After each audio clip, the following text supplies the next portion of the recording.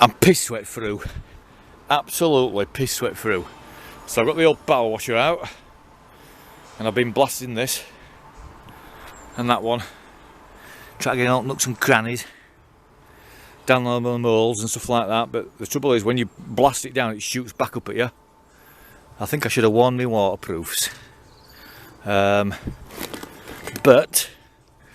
I've managed to get that gasket out.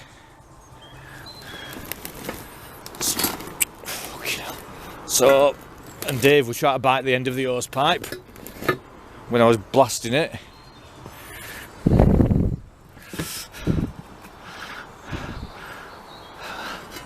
So that's a right good blasting now. So, in fact, look at all that shit there, look. It's come out of it. Loads of it.